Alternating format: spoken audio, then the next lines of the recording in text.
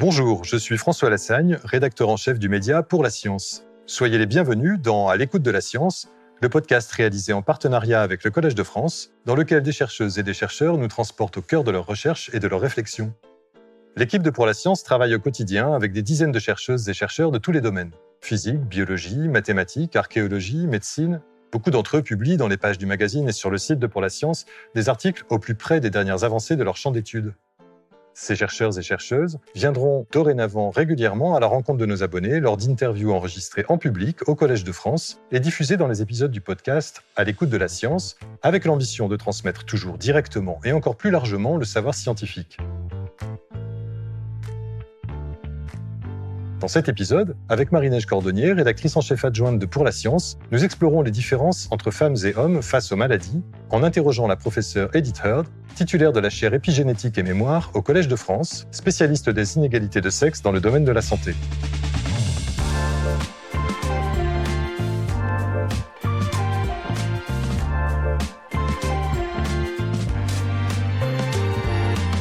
Edith Heard est professeure titulaire de la chaire épigénétique et mémoire cellulaire. Vous pouvez d'ailleurs découvrir ses cours sur le site du Collège de France. Elle est aussi directrice générale de l'EMBL où elle dirige l'équipe Mécanismes épigénétiques dans le développement et la maladie. Marie-Neige Cordonnier, au fil de quelques questions, va nous inviter à découvrir avec Edith Heard comment l'environnement, les hormones et singulièrement les chromosomes sexuels façonnent la santé des femmes et des hommes de façon souvent très inégale. Ensuite, je poserai à mon tour 3 questions complémentaires à Edith Heard, 3 questions plus transversales, un peu décalées si l'on veut.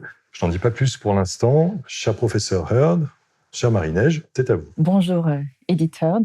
Merci de nous accorder ce moment. Vous êtes généticienne de formation. Vous avez effectué vos études à l'Université de Cambridge en Grande-Bretagne. Mais très vite après votre thèse, au début des années 90, vous vous êtes tournée vers l'épigénétique. C'était alors un tout nouveau champ de la biologie qui commençait juste à émerger et qui s'est à présent largement imposé. L'idée est d'étudier non pas les gènes eux-mêmes, mais tous les mécanismes qui influent sur leur expression sans modifier la séquence d'ADN. Depuis, vous n'avez plus quitté ce domaine. Après un post-doctorat à l'Institut Pasteur à Paris, vous avez été recruté au CNRS, toujours au sein de l'Institut Pasteur. Puis vous avez monté une équipe à l'Institut Curie à Paris, où vous avez ensuite, en plus de vos recherches, dirigé pendant plusieurs années le département génétique et biologie développementale. En 2019, avec votre équipe, vous avez déménagé à l'EMBL, le laboratoire européen de biologie moléculaire à Heidelberg, en Allemagne, et vous y explorez la façon dont l'épigénétique influe sur le développement embryonnaire et sur les maladies.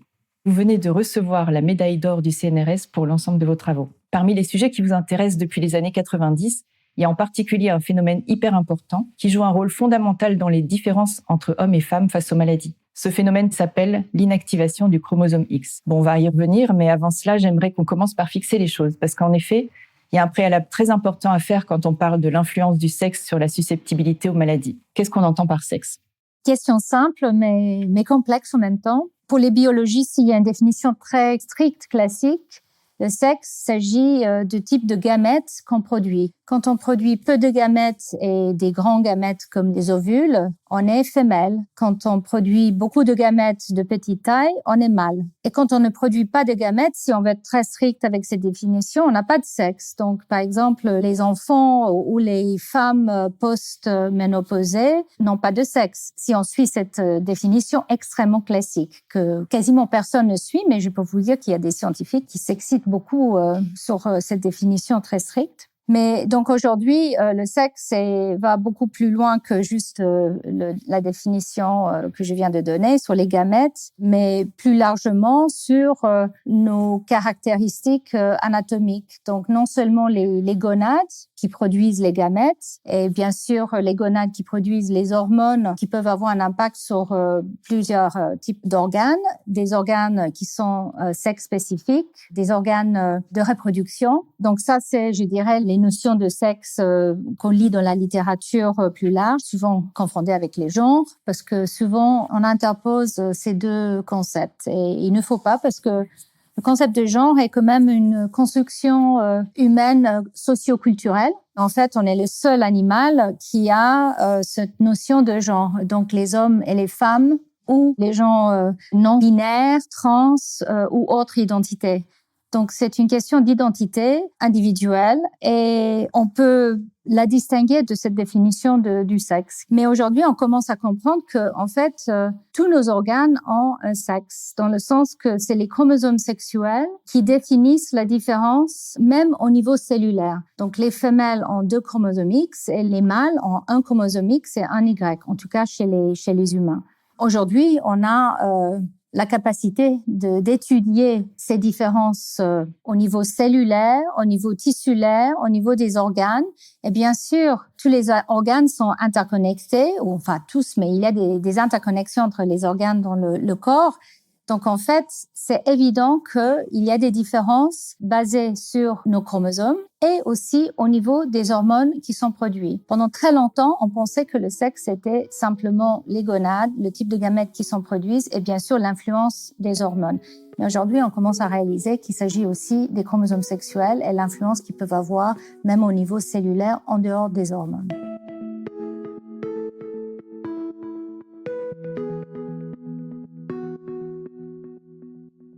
Aujourd'hui, il ne fait plus aucun doute donc que beaucoup de maladies ne touchent pas les hommes et les femmes de la même façon. Ce qu'on peut imaginer effectivement si au niveau des cellules, des chromosomes X ou XX ou XY qui peuvent changer beaucoup de choses. Mais de quelles maladies parle-t-on ? Quasiment toutes les maladies ont un biais plus ou moins large vers un sexe ou l'autre.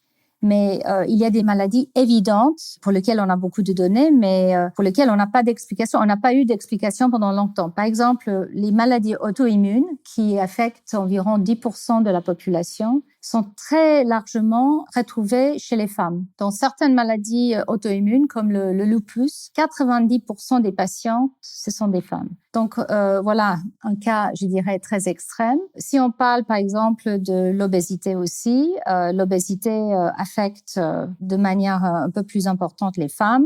Et puis au niveau du cancer, le cancer est très, on appelle ça dimorphique, donc des différences entre les femmes et les hommes. Beaucoup des cancers qui ne sont pas liés à nos organes de reproduction, par exemple le sein et le prostate, ça c'est évident qu'il y a des différences entre les sexes, mais beaucoup d'autres cancers dans les organes non reproductifs, en fait, sont très biaisés souvent chez les hommes.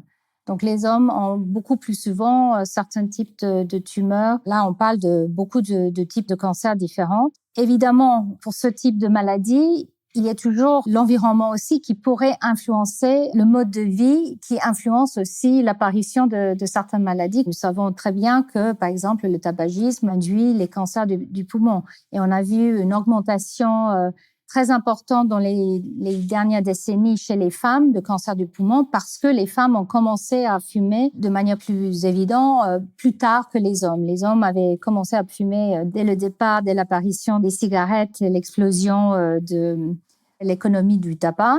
Mais ça a pris, pour des raisons culturelles, plus d'années pour que les femmes commencent à fumer. Et là, on voit clairement une différence qui est liée à cette habitude, on va dire, et cette influence environnementale. Bon, il y a d'autres maladies qui sont aussi différentes entre les sexes. On peut aussi parler des maladies neurologiques et aussi les maladies du vieillissement. Par exemple, l'Alzheimer a une fréquence un peu plus importante chez les femmes. Et là aussi, il y a une autre différence entre hommes et femmes. Les femmes ont tendance à vivre plus longtemps que les hommes. Et c'est peut-être pour ça que l'apparition de l'Alzheimer est plus fréquente, parce que les femmes vivent suffisamment longtemps pour que cette maladie liée au vieillissement apparaisse.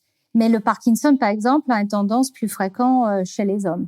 En tout cas, c'est clair que pour quasiment toutes les maladies, il y a une différence entre les sexes. Et c'est quelque chose qui est accepté assez récemment, depuis quelques décennies. Auparavant, la médecine était très focalisée sur la médecine de l'homme. Donc, c'est pour des raisons historiques, culturelles, religieuses. C'était les hommes qui étaient le plus souvent examinés et soignés de manière appropriée. Les femmes, beaucoup moins. Et donc, par exemple, les maladies auto-immunes, c'est que très récemment qu'il y a une vraiment prise de conscience que c'est des maladies qui sont très souvent chez les femmes et qui n'étaient pas diagnostiquées correctement. Et bien sûr, ça veut dire que au niveau de la manière que les médecins prennent les patients en compte et définissent le type de médicaments, le type de thérapie, on arrive maintenant à mieux cibler les maladies qui ont ces différences. Et puis maintenant, la grande question, c'est pourquoi? Alors justement, vous parliez de l'environnement qui est peut-être la première cause qu'on a envisagée. Je ne sais pas s'il y a d'autres types d'influences de l'environnement qu'on a repérées, par exemple l'éducation pour Alzheimer peut-être, ou d'autres éléments de l'environnement dont on a trouvé une influence que le tabagisme qu'on évoquait tout à l'heure. C'est évident que les petites filles et les petits garçons n'étaient pas éduqués ou pris en charge à l'école de la même façon jusqu'à assez récemment. Et dans certains pays, ça reste quand même très différent. Donc là, c'est évident que la manière qu'un homme ou une femme va grandir dans ses comportements va être différent. Donc, la prise en charge d'une patiente ou d'un patient devrait prendre en compte ces différences environnementales. Donc, par exemple, la permission de sortir, la permission de boire ou certains types de nourriture qui sont plus souvent associés à un sexe ou l'autre. Donc, en fait, si on regarde bien, on voit qu'il y avait beaucoup de différences d'approche pour les hommes et les femmes ou les garçons et les filles. Il y a énormément de choses qui doivent être prises en compte et étudiées, mais c'est très difficile avec les humains parce que contrairement avec les souris ou les mouches drosophiles, on peut pas isoler les communautés d'humains et leur appliquer un certain type d'environnement par rapport à d'autres. Bien sûr, il y a maintenant de plus en plus d'études par des épidémiologistes qui essaient de voir dans des cohortes, est-ce qu'il y a des différences dans tel ou tel environnement et est-ce que ces différences sont liées au sexe et est-ce que ces différences sont vraiment environnementales ou pas.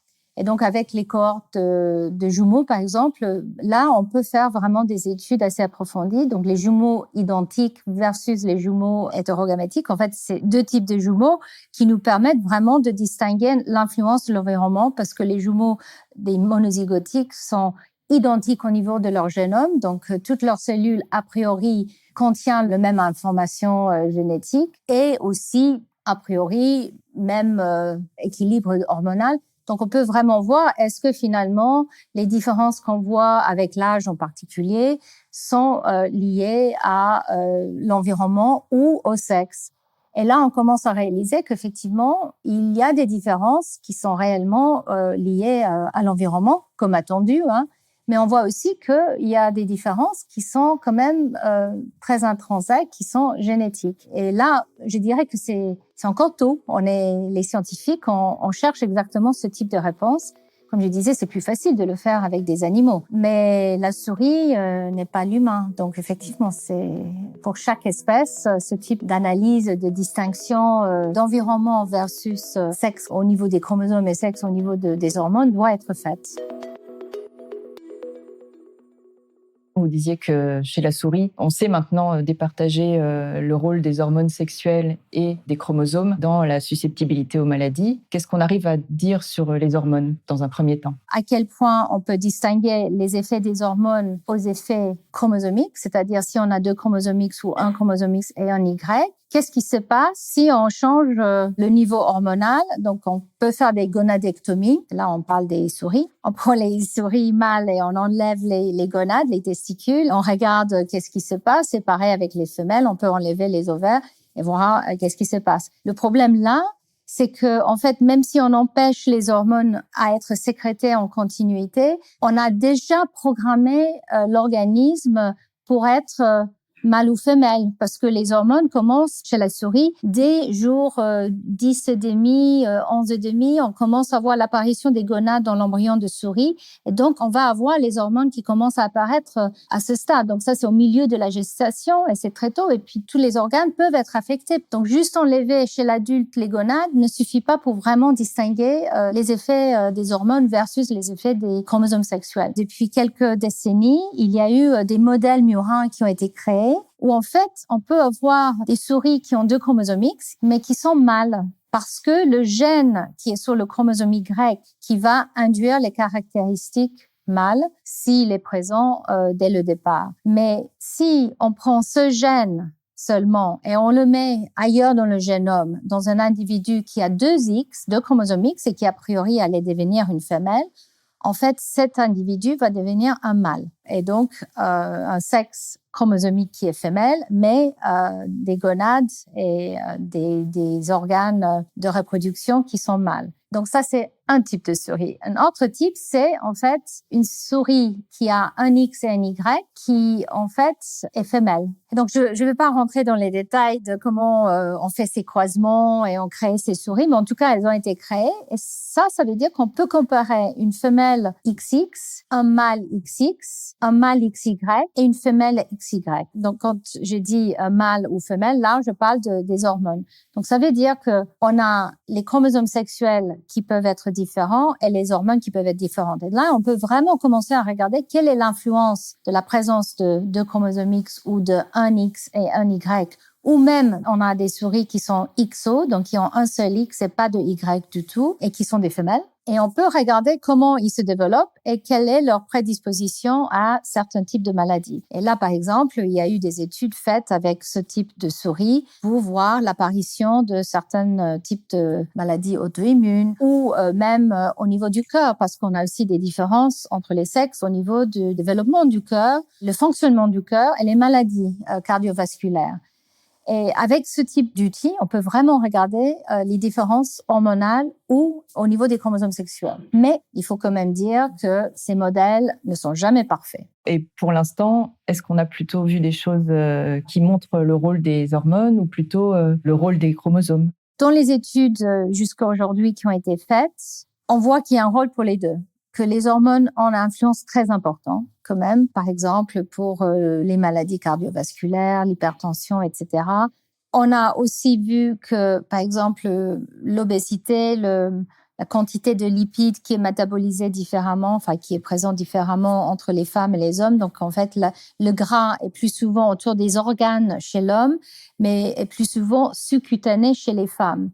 Et là, on voit qu'il y a une très grande influence des hormones, peut-être pas une très grande influence des chromosomes sexuels. Mais là aussi, je pense qu'il faut faire attention parce que tout ça, c'est très préliminaire. Parce que jusqu'à très récemment, on n'avait vraiment pas les outils pour regarder de manière globale l'impact sur les organes, le fonctionnement des organes et la physiologie des individus. On faisait une lecture assez approximative. Maintenant, on commence à faire ce qu'on appelle les atlas du corps humain, où on peut regarder tout type cellulaire dans tous les organes et on peut voir que en faisant ce type d'études, quasiment tout organe montre une différence au niveau de l'expression génique dans chaque organe quand on regarde cellule par cellule. Il y a certains organes où on a des différences, par exemple, de la présence des cellules du système immunitaire. Il y a beaucoup plus de cellules de système immunitaire chez les femmes que chez les hommes dans certains organes. Donc, on commence à voir une précision grâce à ces atlas. Donc, il y a eu ce qu'on appelle le projet Human Cell Atlas qui a essayé de regarder l'expression des gènes dans tout type cellulaire, dans tout organe des individus humains. Et là,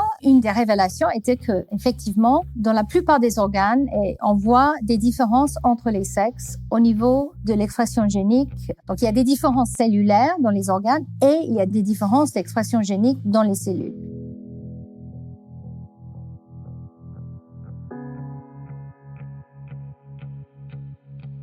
Alors c'est là qu'il faut absolument qu'on explique ce que c'est que l'inactivation du chromosome X pour qu'on comprenne le sujet de vos recherches, mais pour qu'on comprenne pourquoi il peut y avoir des telles différences entre différentes cellules déjà au sein d'un même organisme ou bien entre hommes et femmes aussi. Quand on voit une différence de l'expression des gènes du génome entre des cellules, par exemple du rein, entre un homme et une femme, ça peut être tout simplement dû aux hormones. Et il y a beaucoup de gènes qui peuvent être activés par les hormones. Donc, on sait que les hormones ont un impact énorme. Par contre, on voit aussi qu'il y a des gènes qui s'expriment différemment, qui sont pas réceptifs aux hormones. Et donc, nous, la grande question au laboratoire, c'est de comprendre comment une cellule qui a deux chromosomes X est différente d'une cellule qui a un chromosome X ou une cellule qui a un chromosome X et un Y. Et donc, en fait, on sait que chez l'humain et chez tous les mammifères, quand on a deux chromosomes X, il faut inactiver un de ces deux chromosomes X très tôt au cours du développement. Parce que la présence de deux chromosomes X active et le chromosome X, il a plus que 1000 gènes. Donc, on a deux chromosomes X chez les femmes, donc 1000 gènes sur chacun qui sont quasiment identiques, mais pas identiques. Et puis, chez l'homme, on n'a qu'un seul chromosome X et on a l'Y qui a juste une centaine de gènes et la plupart de ces gènes n'ont pas de homologue sous le X. Donc, cette différence est très importante et lors que les chromosomes sexuels ont évolué, ce système d'égalisation entre les sexes, de inactivation de un des deux chromosomes X chez les femelles, est apparu très tôt avec l'évolution des chromosomes sexuels. Et normalement, on sait que ça soit chez l'humain, chez le lapin, chez la souris, quand on regarde, chez la femelle, si elle a deux chromosomes X, un des deux chromosomes X va toujours être inactivé. C'est-à-dire les gènes du chromosome X ne sont plus exprimés. Il y a un seul chromosome X qui exprime les gènes, comme chez le mâle qui a de toute façon un seul chromosome X. Donc ça, c'est l'inactivation du chromosome X. Si cette inactivation du chromosome X n'a pas lieu au cours de l'embryogenèse, l'embryon meurt. Donc on ne peut pas être une femelle avec deux chromosomes X qui sont tous les deux actifs. Mais il y a certains gènes qui échappent à cette inactivation. Et donc, ces gènes sont souvent différents entre les hommes et les femmes parce que les mâles ont un X et un Y, alors que chez les femelles, avec les deux X, un des deux X est inactivé pour la plupart des gènes, mais certains gènes arrivent quand même à s'exprimer. Pendant longtemps, on ne savait pas que ça existait. On savait qu'il y avait certains gènes qui étaient homologues entre hommes et femmes parce qu'ils étaient présents sur le X et le Y, mais on n'avait pas réalisé qu'il y avait des gènes sur le X qui échappent à cette inactivation du X. Donc, l'inactivation du X a été découverte dans les années 60. Et pendant longtemps, on pensait que le X inactif était totalement éteint, donc totalement mis en veille. Néanmoins, l'ADN était toujours là. C'est pour ça que c'est un très bel exemple de l'épigénétique, parce que l'ADN est là, simplement, il est plus exprimé, il est plus utilisé. Et cet X inactif, en fait, il est réactivé au cours de la gamétogenèse. Donc, en fait, dans chaque cycle de vie d'une femme, le X est inactivé très tôt. La plupart de ces cellules ont un X actif, un X inactif. Mais au moment de la gamétogenèse, le X qui était inactif est réactivé pour que les deux X soient actifs dans les ovules. Mais pendant longtemps, on n'avait pas réalisé qu'il y a certains gènes qui soit ne sont jamais inactivés sur le X au cours de l'embryogenèse, soit sont inactivés et puis à un moment, ils se réactivent. Et là, cette réactivation ou cet échappement à l'inactivation est devenu très à la mode parce qu'on commence à réaliser que certains gènes échappent plus souvent chez certaines femmes que d'autres femmes. Et j'ai oublié de le dire, en fait, l'inactivation du X, ça peut être soit le X du père, soit de la mère. Donc, chaque femme a un X qui vient de son papa et un X qui vient de maman. Et au cours de l'embryogenèse, le choix de quel X à inactiver est aléatoire. Donc, en fait, l'embryon devient très vite mosaïque avec certaines cellules qui expriment le X du papa et certaines cellules qui expriment le X de maman. Donc, on est mosaïque naturellement pour l'expression du chromosome X paternel ou maternel. Mais en plus de ça, on a ces gènes qui échappent à l'inactivation et qui varient entre des individus et avec l'âge aussi. Et là, on a donc un mosaïcisme rajouté dans nos cellules, dans certains organes, qui est différent entre les individus. Et maintenant, on commence à réaliser que certains de ces gènes contribuent à des pathologies. Certains de ces gènes qui échappent sont peut-être aussi importants, c'est-à-dire normaux pour le développement d'une femelle. Mais la majorité des gènes qui échappent, on ne sait pas si ça a un rôle ou pas, si c'est physiologique ou si c'est pathologique. Mais pour certains gènes, on commence à réaliser qu'il y a réellement un lien avec les pathologies. Certains gènes du X qui échappent, si on les met en copie supplémentaire chez un mâle, donc un XY qui a normalement une seule copie de ce gène, mais on met une copie supplémentaire de ce gène qui échappe chez la femelle, mais chez un mâle, là, il développe tout d'un coup les maladies auto-immunes comme le lupus de manière très efficace. Donc là, il y a beaucoup d'excitation parce que ça veut dire qu'on peut réellement commencer à prédire si dans les cellules d'un individu, ici, il y a une tendance à exprimer une double dose de certains gènes, que peut-être ça va prédisposer à certains types de pathologies. Donc on comprend aussi que l'échappement des gènes à l'inactivation de X joue un rôle dans la susceptibilité aux maladies. Mais le Y dans tout ça, est-ce qu'il intervient lui aussi dans les biais qu'on observe face aux maladies ? Oui, donc en fait, il y a peu de gènes sur le Y, mais il y a quand même des gènes qui sont importants. Certains des gènes, alors c'est intéressant parce qu'il y a certains gènes qui sont sur le Y qui ont un homologue sur le X. Et donc, il y a une région qu'on appelle la région pseudo-autosomale. Pseudo-autosomale parce que les autres chromosomes, les chromosomes non sexuels, on les appelle les autosomes. Et donc, si on est pseudo-autosomal, c'est que la région sur le X et le Y qui est similaire, elle se comporte comme un autosome parce qu'elle est présente chez les mâles et les femelles. Mais on commence à réaliser que certains de ces gènes ne sont pas forcément identiques quand ils sont sur le Y ou quand ils sont sur le X. Et on commence à voir qu'effectivement, ces gènes peuvent prédisposer dans certains types de modèles de cancer. Là, c'est très préliminaire encore. Les gens commencent à réaliser. Et là, on tombe maintenant sur certaines observations qui étaient très inattendues récemment, comme quoi, avec le vieillissement, en fait, on voit qu'on perd le chromosome Y. Là aussi, je peux pas donner des réponses définitives parce qu'il n'y a pas de preuves directes, mais on commence à réaliser qu'effectivement, la présence ou absence de Y a un rôle très important. Et pareil pour le X inactif. On sait qu'avec l'âge, chez les femmes, quand on regarde le sang chez les femmes âgées, très souvent, le X inactif a été perdu. Donc, il y a un seul X, il n'y a plus de X inactif. Et là, on ne sait pas si ça, c'est lié avec le processus de vieillissement ou c'est juste symptomatique du vieillissement. Il peut y avoir des accidents, on va dire, génétiques. Donc, des accidents génétiques, c'est-à-dire la perte d'un chromosome. La plupart des chromosomes, si on les perd, ça pose un problème pour la cellule. Mais le X inactif, il est moins important de manière aiguë parce que il est inactif pour la plupart des gènes. Mais voilà, donc c'est cette question, la perte du X inactif ou la perte du Y, avec l'âge et dans certains organes, pourrait avoir un impact sur certaines pathologies. Et c'est ça qui, si on regarde la littérature récente, on voit que c'est effectivement ce que les gens trouvent. Donc maintenant, il faut définir les expériences pour pouvoir faire ça de manière induite.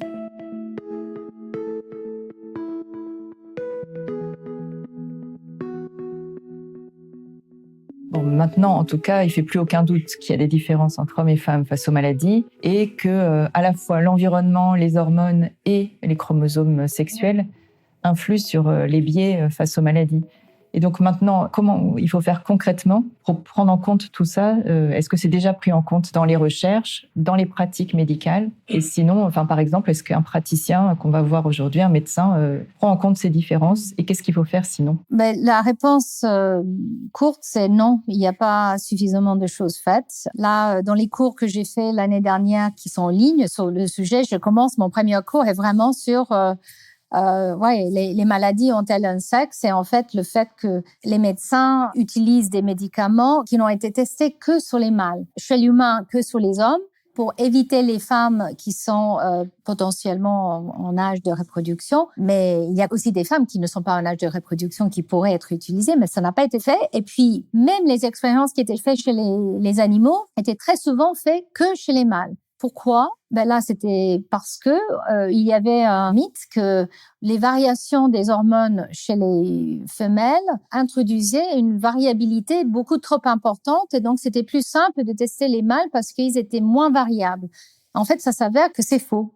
Et en fait, pour certains types de tests, c'est même les mâles qui sont plus variables parce qu'ils ont un comportement parfois inattendu. Enfin, je simplifie un peu les choses, mais c'est que maintenant qu'on commence à obliger les recherches et les tests sur mâles et femelles. Dans certains pays, enfin aux États-Unis et de plus en plus en Europe, il y a une obligation d'inclure des mâles et les femelles quand on fait des recherches, que ça soit des recherches directement avec un intérêt biomédical ou même juste les recherches. Donc ça, c'est important, mais c'est très récent. Il y a encore beaucoup d'études où, en fait, ils sont faits que chez les mâles.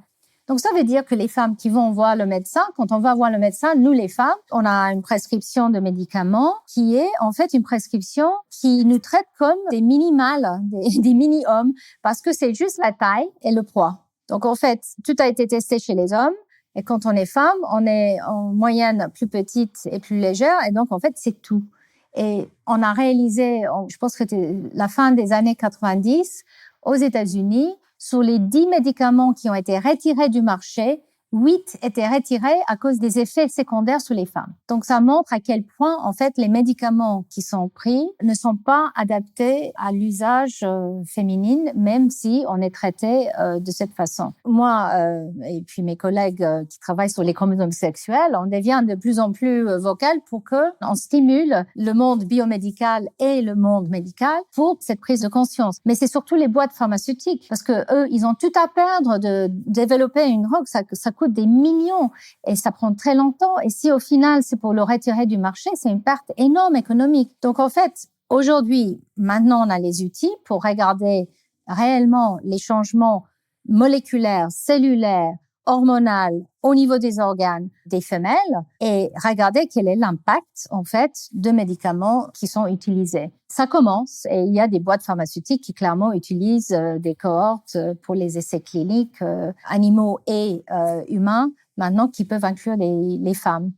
Mais j'avoue que c'est un peu décourageant. Quand j'ai fait mes cours l'année dernière, j'ai réalisé à quel point on est en retard pour non seulement une compréhension de la biologie féminine, mais pour le traitement des maladies qui clairement doivent être différemment traitées en fonction du sexe. Merci Edith. Je laisse la parole à François. Merci beaucoup, professeur Heard, parce que je pense que ce rattrapage que l'industrie pharmaceutique, que la recherche médicale devrait faire est connu. En tout cas, le fait que ce soit nécessaire de le faire, c'est connu. Je pense que parmi vous, peu nombreuses savaient à quel point on a les moyens de bien comprendre aujourd'hui pourquoi il faut faire ce rattrapage et dans quel niveau de détail il est possible de le faire. Alors, on comprend bien que c'est un idéal et que la médecine personnalisée va pas demain se mettre à travailler au niveau de la cellule individuelle, même pas encore de l'organe individuel, mais en tout cas, on peut avoir cette note d'espoir quand même.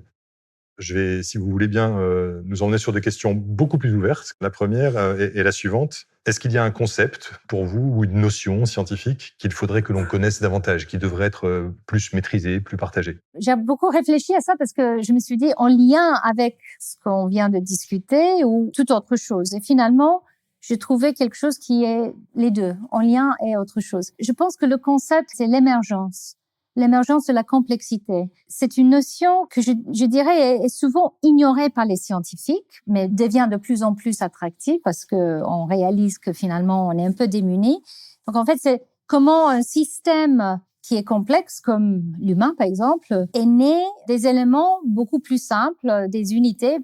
La cellule, on commence avec une cellule fécondée et on arrive à un organisme aussi complexe que nous. Donc c'est cette émergence des propriétés de l'ensemble qui ne peuvent pas être prévisibles à partir des comportements des parties individuelles. Donc le corps humain est un très bel exemple pour moi d'émergence parce que nous sommes faits des cellules. Je dirais encore plus, nous sommes faits des génomes, des chromosomes, comme les chromosomes sexuels. Et donc, à partir de ces cellules, et là, on peut prédire à peu près le comportement d'une cellule quand on met une cellule en culture ou quand on voit un œuf fécondé, il va se diviser en 2 et ensuite en 4, ensuite en 8.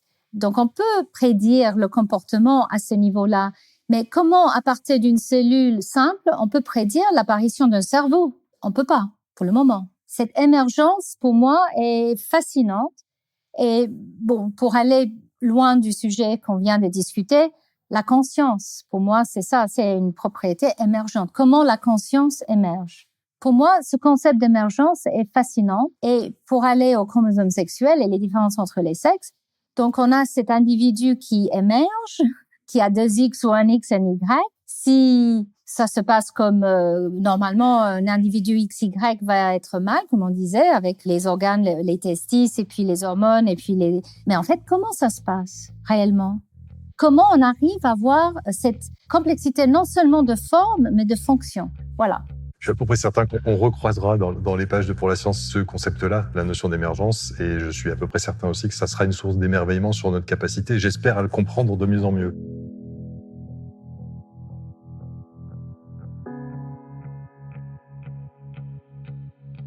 Je vais poser la deuxième question qui est très différente. Quelle est la question la plus intéressante s'agissant du futur de l'humanité? Oui, j'ai beaucoup réfléchi à ça. Et là, je vais pas parler des chromosomes sexuels. On va partir un peu. Pour moi, peut-être, la réponse à cette question, c'est comment nous, les humains, enfin l'humanité, pourrait évoluer dans le comportement. Pas forcément évolution dans le sens classique, mais dans notre comportement, pour réconcilier les avancements, je dirais, de technologie que nous voyons tout autour de nous, qui ont une vitesse impressionnante. J'imagine que tous ceux qui travaillent dans différents domaines, on est en train de se poser la question sur quel est l'impact de l'intelligence artificielle sur notre vie. À quel point ça va changer la manière que nous, par exemple, on se pose la question tous les jours. La manière dans laquelle on va faire la recherche, non seulement la recherche qu'on fait, mais aussi la manière qu'on fait la recherche. Est-ce qu'on va avoir des laboratoires qui sont pleins de robots qui vont faire de manière beaucoup plus reproductible les manips? Les humains, ils vont plus avoir à faire des expériences à la paillasse et on va fournir des données, des datas qui vont en fait être résolus, compris grâce à l'intelligence artificielle. Est-ce que c'est ça l'avenir? On se pose la question. Donc en fait, on a un progrès technologique mais fulgurant et impressionnant. Donc l'humain est quand même très impressionnant, voilà. et comment on va consolider ça avec notre écologie, la durabilité écologique. Et là, on est face à plusieurs crises, pas une seule. C'est pas juste le changement climatique, l'impact des pesticides, l'impact de la pollution. Donc, comment on va concilier les progrès technologiques qui apportent des solutions à certains de ces défis que nous avons, et puis combiner ça avec le bonheur de l'humain. Donc, comment l'humanité va rester heureux en faisant des progrès incroyables, mais en même temps en faisant attention à notre comportement et sur notre planète. Donc, pour moi, on a quelques années qui nous restent, peut-être quelques décennies, mais pour être optimiste, mais peut-être quelques années qui nous restent pour agir de manière responsable et éthique pour utiliser cette efficacité que l'humain a de créer, de développer des technologies pour mieux les mettre en place, pour préserver l'environnement qui nourrit et qui nous soutient. Je vais essayer de résumer peut-être votre réponse qui était quelle est la question la plus intéressante pour le futur de l'humanité. J'ai l'impression que c'est un peu comment on peut réussir à avoir envie encore d'appeler progrès le progrès technique et scientifique. Donc, bien, on verra. La dernière question donc, que je vous pose, c'est il y a peut-être un chemin optimiste pour ça. Et donc, qu'est-ce qui vous rend optimiste ? C'est simple, c'est le progrès scientifique. Je suis scientifique et je suis toujours éblouie. Je ne sais pas si parmi vous, il y en a qui ont ça. On a ce qu'on appelle les alertes quand il y a une nouvelle découverte. Donc, moi, j'ai des alertes et je réalise à quel point ça me rend optimiste quand je vois qu'il y a des solutions à des problèmes qu'on avait il y a quelques années ou quelques décennies, et parce que il y a cette progrès scientifique. Et là, je parle pas juste de progrès technologique, de progrès de compréhension. Et ça me rend très optimiste parce que l'humain a une curiosité et une capacité d'apprendre, de vouloir comprendre et de vouloir développer des nouvelles choses qui est assez incroyable. Donc, avec l'âge, je deviens de plus en plus optimiste parce que je vois à quel point cette curiosité, quand elle est bien utilisée et mise en place et bien soutenue financièrement par les pays, peut être extrêmement efficace à trouver des solutions. Une question peut-être dans la salle. Je voudrais savoir, est-ce que l'inactivation du chromosome X est en lien avec un mécanisme épigénétique ? Merci pour la question. Je l'ai pas plantée. Elle est magnifique. Pour moi, l'inactivation du chromosome X est un des exemples le plus important d'épigénétique. Parce qu'en fait, c'est un processus, je dirais, génétique. Donc, le chromosome X avec son ADN est présent. Si l'on présente en 2 copies, la cellule reconnaît les 2 copies et déclenche un processus d'inactivation. Donc, ce déclenchement est quand même génétique. Il faut un gène pour le déclencher. Et quand on a 2 copies de ce gène, en fait, il y a un gène qui va s'activer pour démarrer cette inactivation. Mais tout ce qui passe ensuite, c'est épigénétique. Parce qu'on a les 2 copies du chromosome identiques, mais une des 2 copies est totalement inactivée et cette inactivation est maintenue de façon stable au cours des divisions cellulaires. Et pour moi, c'est ça la définition de l'épigénétique. Donc effectivement, l'inactivation du chromosome X, c'est pour moi l'exemple par excellence d'un phénomène épigénétique. Merci beaucoup, Merci. Edith Heard.